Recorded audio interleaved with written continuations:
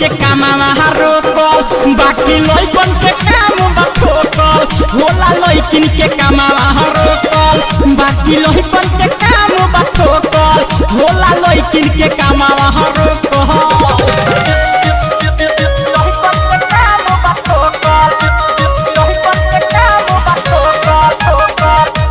Presented by Ragini Music.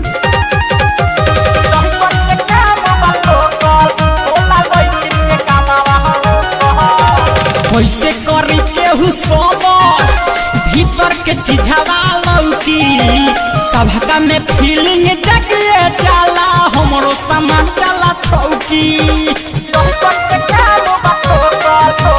कैसे करी केहू सबर कैसे सामान तोहर लौकी सभका में फीलिंग जगिए जाला हमरो सामान जाला छौकी।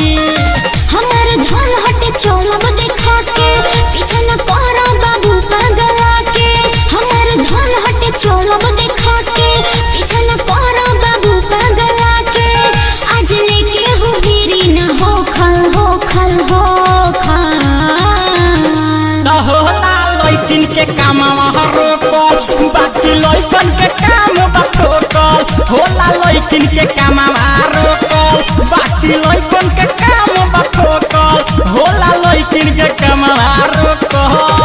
राज रिकॉर्डिंग स्टूडियो महाराजगंज।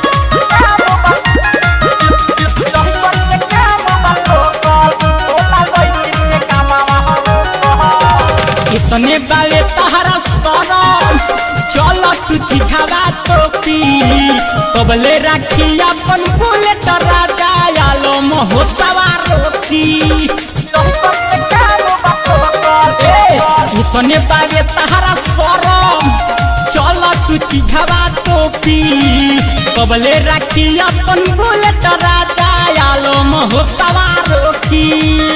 चढ़ल जवानी पबा हमरा होके काहे भइल बड़ तू ओके मोके चढ़ल जवानी पबा हमरा होके काहे भइल बड़ तू ओके मोके जानी जतरा पकोरे लटोकल टोकल टोकल होला लइकिन के कामवा रोकल बाकी लइकन के काम बा ठोकल होला लइकिन के कामवा रोकल बाकी लइकन के काम बा ठोकल होला लइकिन के कामवा रोकल। अरे कमेंट में बोलता नहीं हो।